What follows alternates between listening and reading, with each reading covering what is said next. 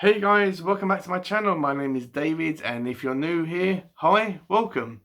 Today I'm going to be doing another Stephen King book review.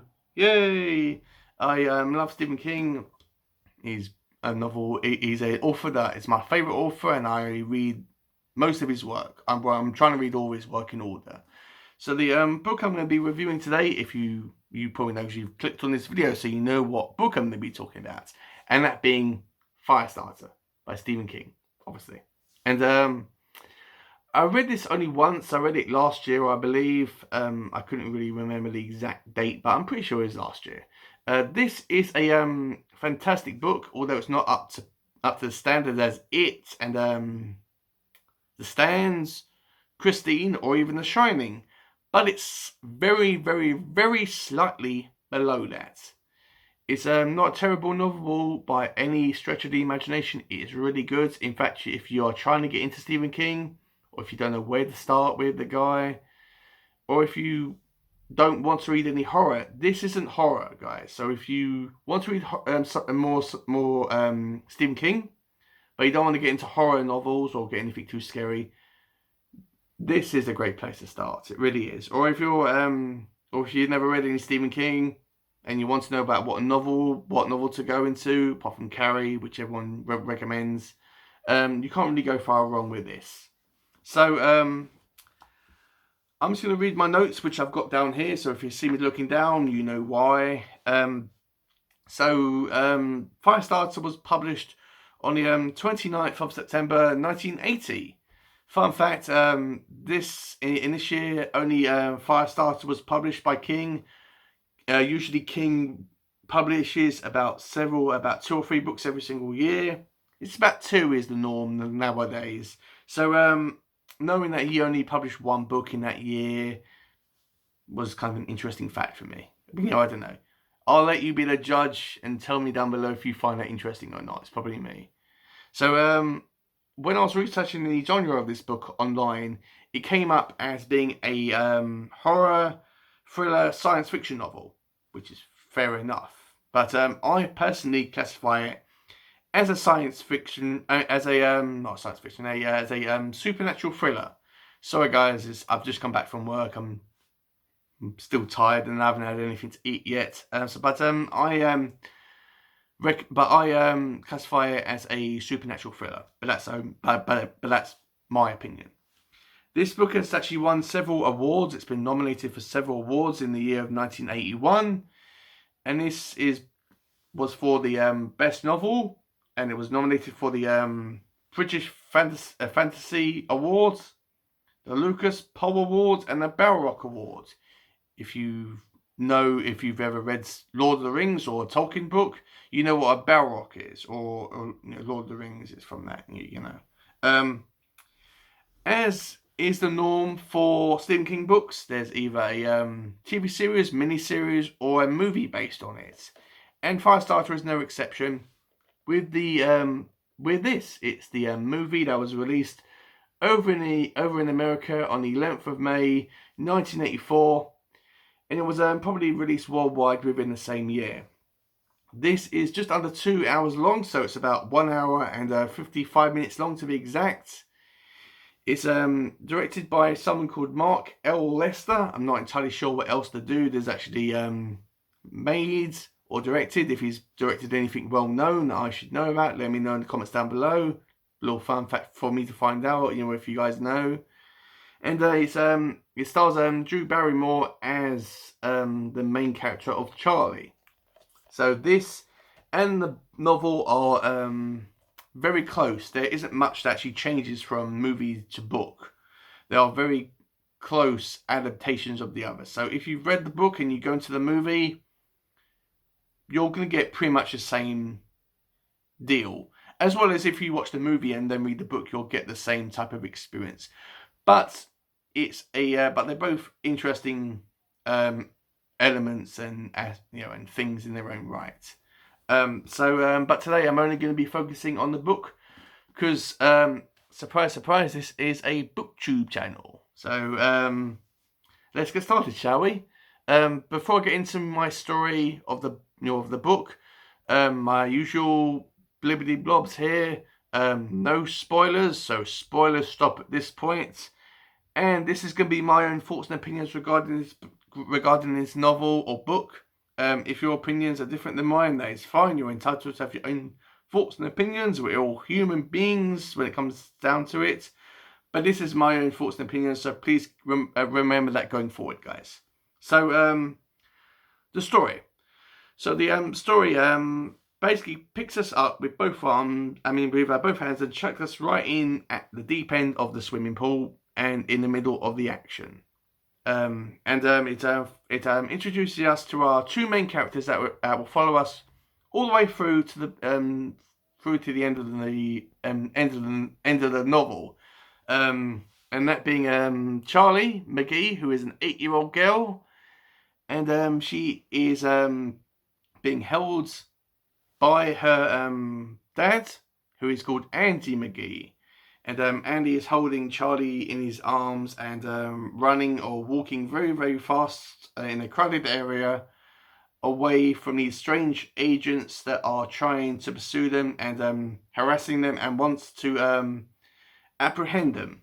Charlie and Andy aren't bad people. They aren't evil and they haven't done anything wrong. And they are really, really good people. They are really good characters, and we don't really find out at first about why this is actually happening or why these people are trying to catch Andy and Charlie.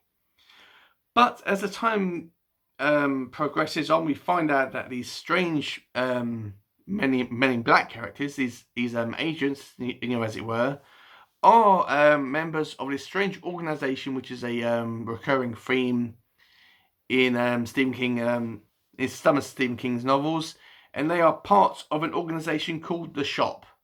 The Shop was actually mentioned in the first novel, or the first story rather, of this novella collection called 4 Past Midnight, very briefly in the Langoliers, but it's not part of the main story. It was just mentioned by one of the characters. The Shop is a kind of a Men in Black type of organization. They are an organization which I wouldn't say imprisons and studies people with unique abilities, and they use them to their own benefits. Like if someone has a unique power, they do these experiments on them, and they maybe auction them off to the highest bidder as kind of a weapon. You get the idea with that, guys. So we find out that Charlie has the ability to create fires with her mind. There doesn't have to be an open flame around. There doesn't have to be heat or anything like that around. She doesn't have to have a lighter on her. She could just, with the power of her mind, create fires, whether it's just like a little flame or whether it's like a massive inferno. There is no limit to Charlie's powers. She can even destroy this whole planet just by thinking about it. She can just create like a ball of fire and create like a second sun from the planet Earth, if she chose to. So that is why the Shop is trying to pursue her. We find out that there's some backstory to Andy and how he, because Andy has also got powers. He has the ability to talk to someone and tell them to do something, and no matter how stupid it is or how horrible it is, they have to do it. So if he tells them to kill themselves, or if he tells them that you are blind, they believe it. Or if they, I believe he tells a taxi driver to drive a ridiculously long way that will cost him hundreds and hundreds and hundreds of American dollars, and the guy Charlie only has about a few cents with him, and he persuades him that, okay, this $1 is a $100 bill, and he believes it and he does it. So Charlie has the ability to convince someone to do anything by just saying something to someone. You get the idea. We find out that Andy had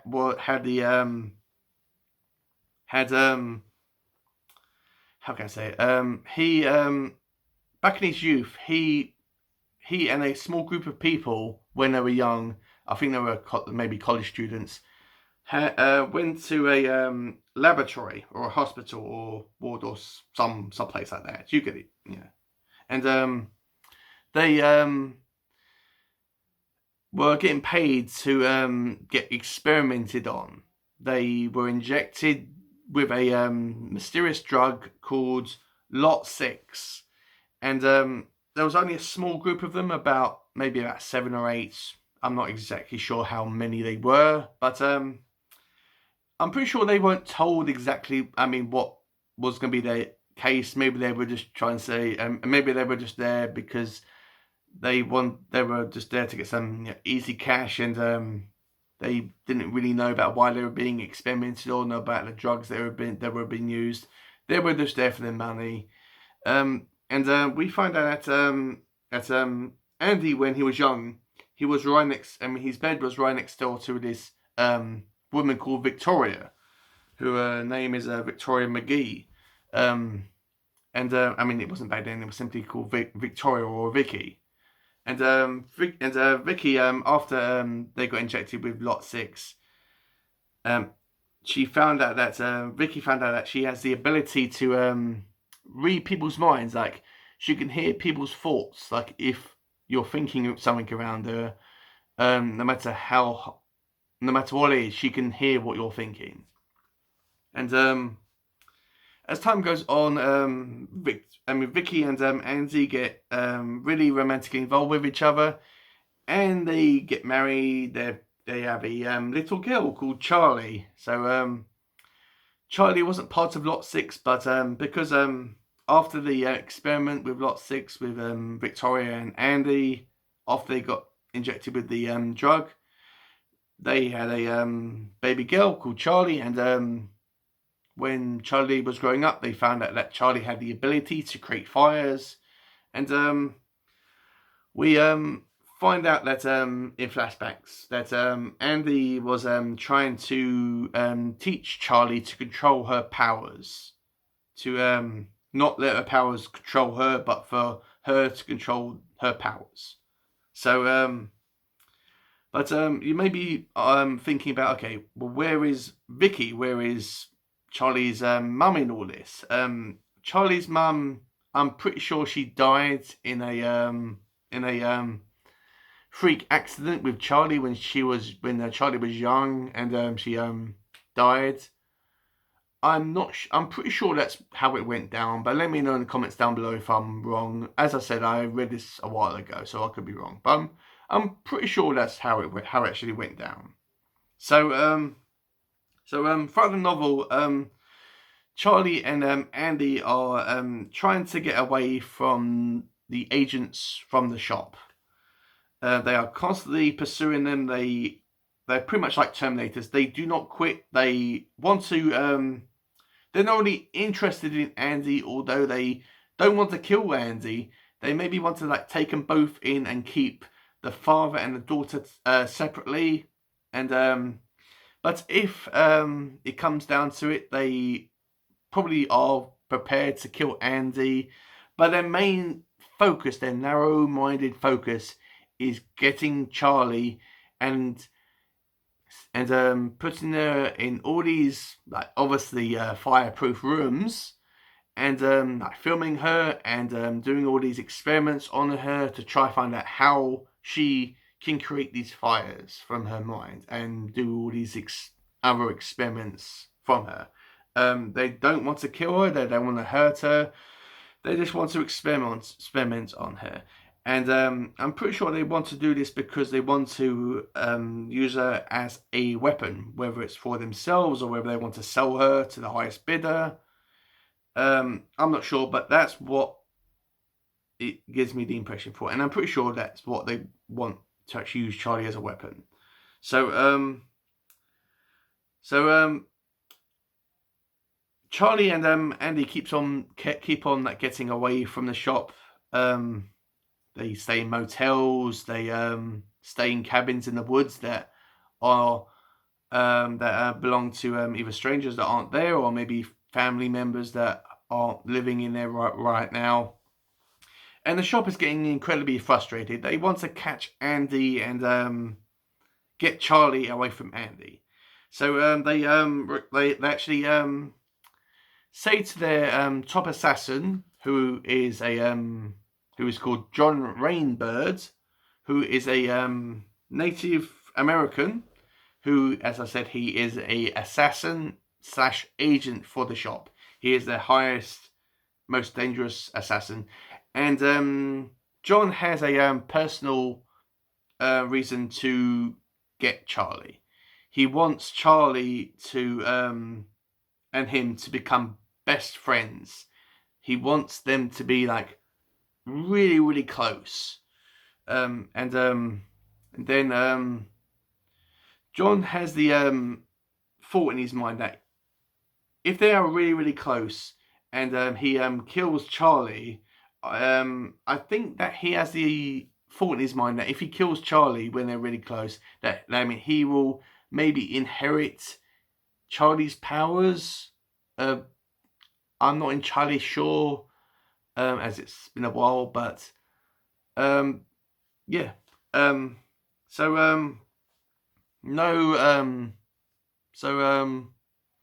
As you probably will have guessed at this point, do the shot catch Charlie and Andy? Not really a spoiler. You can see it a mile off. They unfortunately do apprehend Charlie and Andy, and they are taken to the shop. The agent, the company, the shop, and they are separated into two separate rooms. Their communication with each other is broken. They aren't allowed to talk or communicate with each other. They don't know what each other is actually doing, and Charlie has been experimented on, and John wants to, as I said, he wants to try and get close to Charlie. So he pretends to be a janitor, just an ordinary, average Joe janitor that is mopping the rooms and mopping the halls and cleaning toilets and all that jazz. So Charlie is extremely frustrated because her relationship with her and her dad are really, really close. She isn't really a daddy's girl, but Andy and Charlie's relationship is really, really tight. They are really, really tight with each other. And when they're separated, Charlie, as you can imagine, is very distressed and upset with this. And John says, right, okay, let me pretend to be a janitor so I can talk to her and get her confidence, and she can do more experiments, and we can give her maybe some treats or maybe some gummy bears for doing this sort of type of trick. You get the idea. And Charlie falls for it. She gets really close to John, and something happens at the end. I won't say what happens, but my word, you don't want to get Charlie angry, because Charlie gets really angry at the end of this novel. My God, she gets angry, and when she does, it's probably an understatement that all hell breaks loose, like hellfire rains down, and whew, my God, things get a bit hot for the shop. Yeah, so I won't say exactly what happens at the end, but yeah, it's a really good ending, guys. It really is. And it's a really good book, really good story, really good characters. It's only focusing on like a small maybe about like two main characters, Charlie and Andy. Side character of Vicky, the mum, which unfortunately he's not a main character in this. She's kind of a side character because she was killed in the past. And John Rainbird is the he's not really the boss of the shop, but he's the one of the main villains. And yeah, that's really it. Really, what did I like about this book? I like the story, obviously the writing style, because it's King, it kicks ass, and but I like the characters. Surprise, surprise, King writes good characters, and the relationship between Charlie and Andy are really, really tight. They are, my word, the relationship is so strong, it really is. Dislikes, don't really have many, really. Yeah.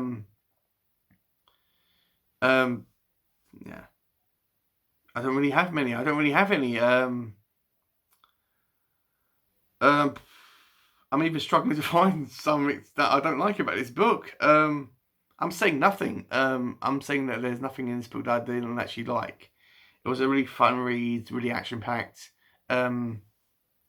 If you are into like X-Men and all that type of stuff, or like all these kids with powers and all that type of stuff, you're like the you actually love this one. This is the book for you if you like them types of movies.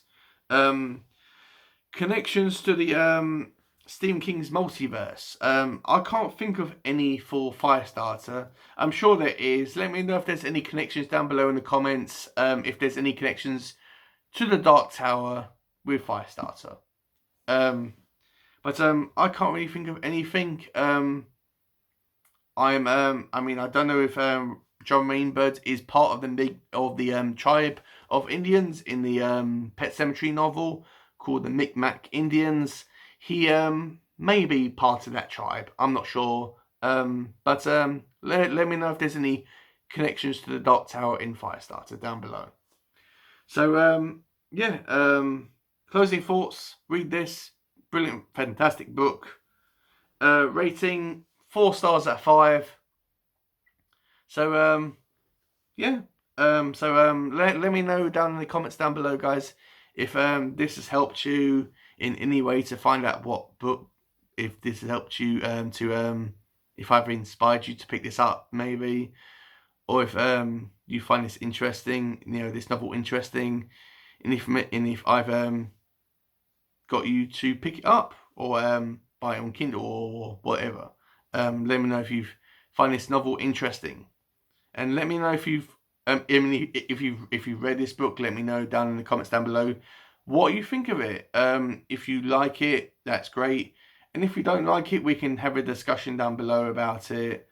If you didn't like this book, don't be afraid to say down below, but kind of say it in a nice, respectful way, and we'll have a conversation about it, as well as if you love it, also.